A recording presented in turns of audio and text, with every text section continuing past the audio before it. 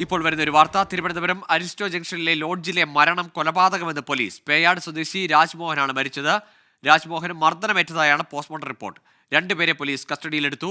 MG Pratheesh നൽകും വിവരങ്ങൾ. പ്രതീഷ്, ആരാണിപ്പോൾ കസ്റ്റഡിയിലെടുത്തിട്ടുള്ള വ്യക്തികൾ?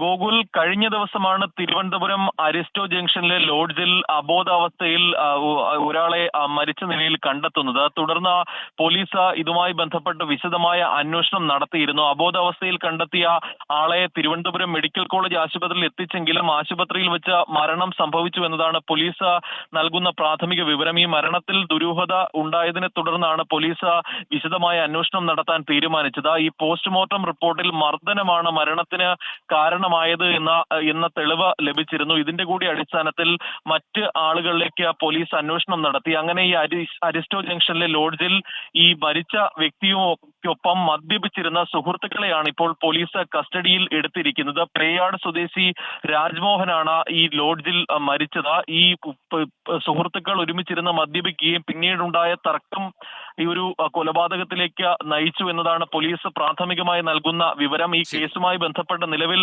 രണ്ടുപേരെ തമ്പാനൂർ പോലീസ് കസ്റ്റഡിയിൽ എടുത്തിട്ടുണ്ട്. ഇവരെ വിശദമായി ചോദ്യം ചെയ്ത് വരികയാണ്. ഇതിന് ശേഷമായിരിക്കും അറസ്റ്റ് ഉൾപ്പെടെയുള്ള നടപടികളിലേക്ക് പോലീസ് കടക്കുക. ഗോകുൽ. ശരി, തിരുവനന്തപുരം പേയാട് സ്വദേശി രാജ്മോഹന്റെ മരണം കൊലപാതകം എന്നതാണ് പോലീസിന്റെ നിഗമനം. പോസ്റ്റ്മോർട്ടത്തിലാണ് മർദ്ദനമേറ്റെന്ന് കണ്ടെത്തലുണ്ടായിരിക്കുന്നത്. രണ്ട് സുഹൃത്തുക്കളെ കസ്റ്റഡിയിലെടുത്തിട്ടുണ്ട്. MG പ്രതീഷാണ് വിവരങ്ങൾ പങ്കുവച്ചത്.